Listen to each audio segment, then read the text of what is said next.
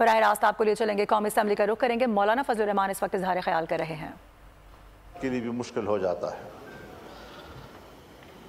سیاستدانوں کو با اختیار بناؤ، سیاستدانوں کو معاملات حوالے کریں، سب چیزیں اپنے اندر سمیٹنا اور سارے معاملات کے لیے فیصل آباد کا گھنٹہ گھر بن جانا، ہر چیز کے لیے خود امرت دھارا بھر جانا، یہ شاید ایک خواہش تو ہو سکتی ہے لیکن یہ کبھی بھی مسئلے کا حل نہیں ہو سکتا۔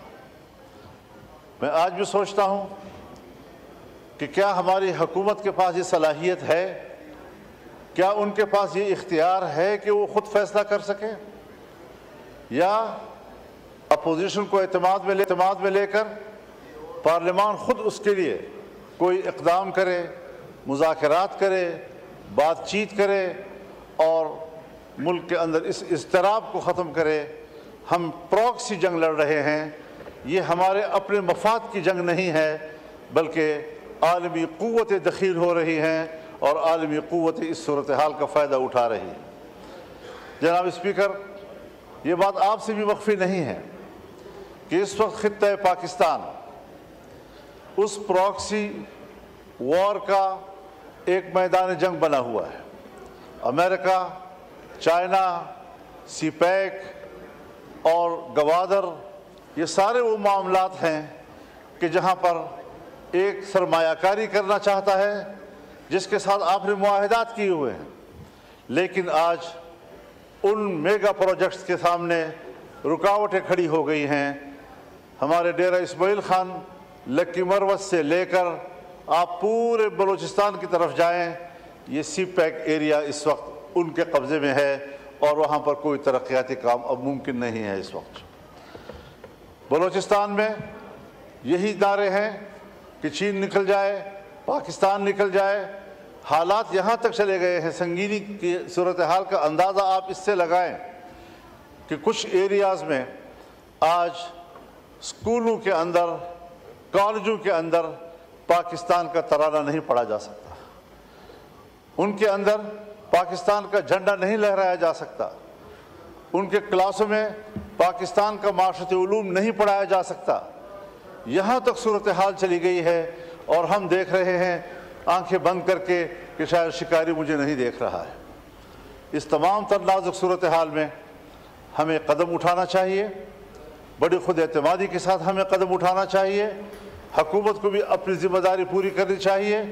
ہم لڑیں گے، اختلاف رائے کریں گے، تنقید کریں گے، اپوزیشن میں بیٹھے ہیں تو اپوزیشن کا کردار ادا کریں گے، لیکن اگر ملک کو ہماری ضرورت پڑتی ہے تو اپنے وطن عزیز کی چپے چپے کے لیے ہماری خدمات حاضر ہیں۔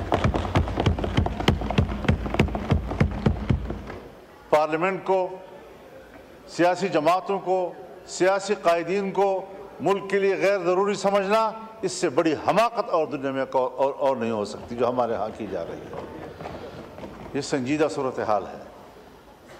ہم ان علاقوں میں رہتے ہیں، شاید سندھ میں وہاں تو ڈاکوؤں کا راج ہے، آپ کو وہاں کچے کی صورتحال سے وابستگی ہے اور پریشان ہیں، لیکن یہاں ہمارے ہاں اسٹیٹ کو باقاعدہ چیلنج کیا جا رہا ہے اور صورتحال انتہائی مخدوش ہو چکی ہے۔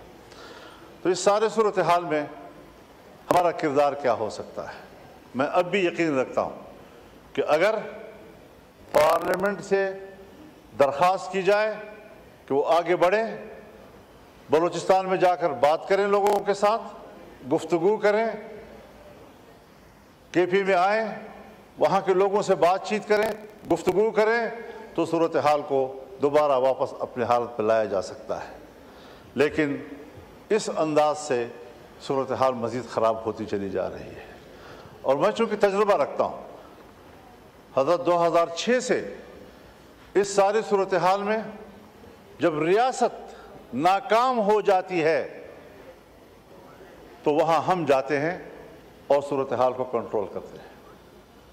میں ابھی الیکشن سے پہلے افغانستان گیا، ایک ہفتہ میں نے گزارا، پاکستان افغانستان کے تمام شعبوں میں باہمی تعاون، سرحدات کا معاملہ، مسلح گروہوں کا معاملہ، مہاجرین کا معاملہ، باہمی تجارت کا معاملہ، ان سب پر تفصیلی گفتگو کے بعد میں مکمل کامیاب واپس آیا اور میں نے وزارت خارجہ اور پاکستان کے ذمہ داروں کو آگاہ کیا اس سے، اور وہ مطمئن ہوئے، اپریشیٹ کیا، کہا میکینزم کیا ہوگا؟ میں نے کہا وہ تو ریاست کا معاملہ ہے، میرا ذاتی معاملہ نہیں ہے، میں تو اپنی کیپیسٹی میں گیا تھا، ان کی دعوت پہ گیا تھا۔ تو یہ کوئی مشکل چیزیں نہیں ہیں، لیکن اگر ہم سنجیدگی کے ساتھ بیٹھ کر تسلی سے بات چیت کر سکیں۔ یہاں پر سوال اٹھائے جاتے ہیں، صاحب حملہ ہو گیا، بشام میں حملہ ہوا، یقیناً بری بات ہے، ہمیں اقدام کرنا چاہیے ان کے خلاف۔ سیدھا الزام آ جاتا ہے کہ یہ تو افغانستان کے لوگ ہیں، افغانستان کے لوگ ہیں تو افغانستان کے لوگ مجرم ہیں پھر، لیکن وہ 1 یا 2 چوکیوں کو عبور کر کے کوئٹے پہنچتے ہیں، اور کوئٹہ سے لے کر بشام اور کوہستان تک 250 چوکیاں ہیں، ان کو عبور کرنا کیا وہ بھی افغانستان کی ذمہ داری ہے؟ ہم کہاں تھے وہاں پر؟ سرحدات پر ہماری فوج ہے، ان کے پاس تو اتنی فوج ہی نہیں ہے کہ وہ سرحدات کنٹرول کر سکے۔ لیکن اس سارے صورتحال میں صرف اس سے کام نہیں بنے گا کہ ہم ذمہ داریاں کسی اور پہ ڈال دیں، ہمیں خود اپنی ذمہ داریوں کی طرف بھی متوجہ ہونا ہوگا۔ دوسری بات میں یہ عرض کرنا چاہتا ہوں، یہ چیز اس میں ہے کہ پرائرٹیز دیکھنی چاہیے۔ اس وقت یقیناً یہ ایک اہم مسئلہ ہے کہ جو مسنگ پرسنز ہیں، یہ بڑا ایک انتہائی اہم مسئلہ ہے اب لوگوں کا۔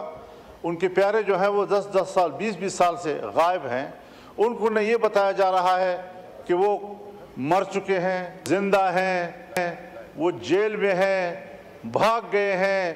جہاں بھی ہو، حکومت کی ذمہ داری ہے کہ وہ اس کے خاندان کو بتائے کہ تمہارا بچہ کدھر ہے۔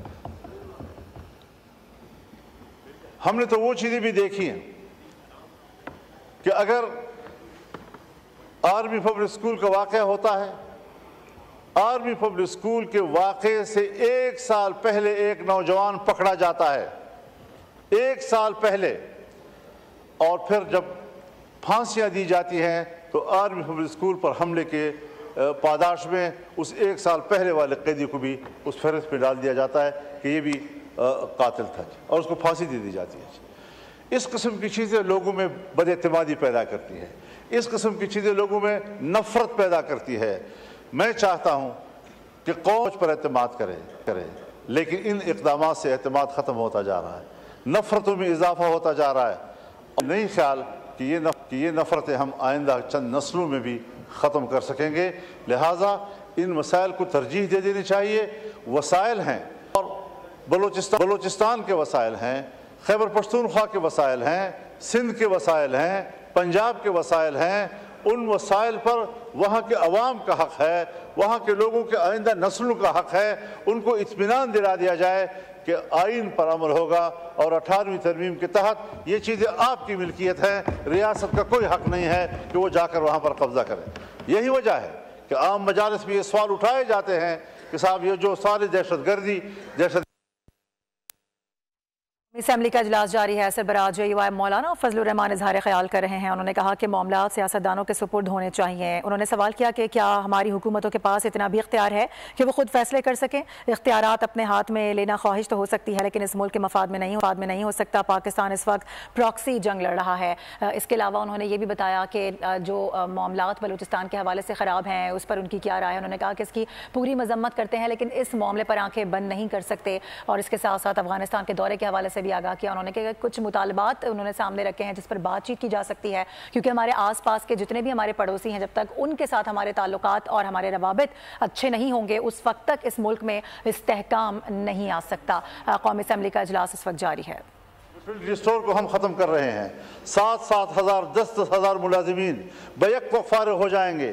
اس قسم کا کوئی قانون لانا، کوئی بل لانا، کوئی ترمیم لانا، یہ پاکستان کے ان ملازمین کے ساتھ، ان کے خاندانوں کے ساتھ، ان کے بچوں کے ساتھ دشمنی ہوگی، اور کسی قیمت پر اس قسم کے ترامیم کو ایوان میں قبول نہیں کیا جائے گا۔ یہی وجہ تو ہے کہ ہم مایوس ہو چکے ہیں۔ ہم کدھر جائیں؟ کوئی رول نہیں رہا ہے پارلیمنٹ کا، ممبران کا کوئی رول نہیں رہا ہے، तभी तो अख्तर जान मैंगल ने इस्तीफ़ा दे दिया कि फिर ऐसे ऐवान में मैं कैसे बैठूंगा जी। और ये उनके जज्बात और एहसासात नहीं हैं। जिस तरह के इलेक्शन हुए, जिस तरह के नताइज सामने आए, जिस तरह का पार्लियामेंट वजूद में आया, ये एहसासात हम सब के हैं। ये और बात है कि पार्टियों का मामला है, किसी पार्टी ने फैसला कर लिया, कोई अभी ऐवान में किरदार अदा करना चाहता है, लेकिन इस तरह चलेगा नहीं जी। मामलात को ख़राब न कीजिए। आप इस वक्त चेयर कर रहे हैं कौमी असम्बली के इजलास को, आपकी तरफ से वाज़ेह हिदायत जानी चाहिए कि ऐवान मुस्तरब है, मुल्क के लिए परेशान है और ऐवान पर एतमाद किया जाए। हम जैसे कैसे भी हैं, फार्म 47 के हैं या 45 के हैं, लेकिन अब इस ऐवान में हम बैठे हुए हैं और डिजोर न सही, डिफेक्टो सही, लेकिन इन्हीं से आपने काम लेना होगा।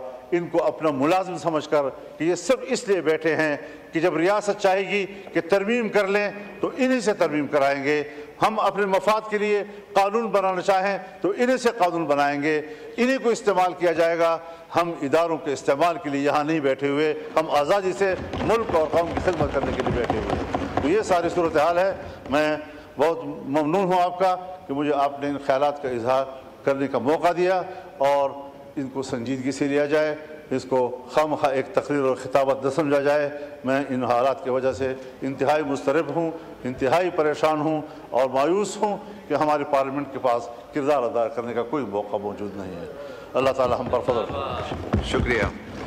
इकबाल अफरीदी साहब, इसके बाद मुस्तफ़ा कमाल साहब, पॉइंट ऑफ ऑर्डर, इसके बाद फिर शर्मिला फारूकी साहिबा। शुक्रिया जनाब स्पीकर साहब जी वक्त देने का। लेकिन एक बात है कि पश्तो का एक कहावत है, हम मायूस हो चुके हैं। पार्लियामेंट का कोई किरदार बाकी नहीं रहा। इलेक्शन जैसे तैसे हो गए, हुकूमत जैसे तैसे बन चुकी है, लेकिन अब हमें एक पेज पर होना चाहिए। तरमीम हो तो वो भी पार्लियामेंट करे, किसी किस्म का कोई कानून पास करना हो तो वो भी तरमीम और कानून इसी पार्लियामेंट से पास होना चाहिए। अब जो भी है, जैसा भी है, इसी ने आगे चलना है। मौलाना फजलुर रहमान अब से थोड़ी देर पहले खिताब कर रहे थे, जिसमें उन्होंने कुछ मामलात को भी सामने रखा, कुछ तहफ़्फ़ुज़ात का भी इजहार किया। उन्होंने कहा कुछ भी सही, लेकिन मुल्क को चलते रहना चाहिए। उन्होंने कहा कि हम मायूस हो चुके हैं, पार्लियामेंट का किरदार खत्म हो चुका है। सब्सक्राइब करें और बेल दबाएं ताकि कोई खबर रह न जाए।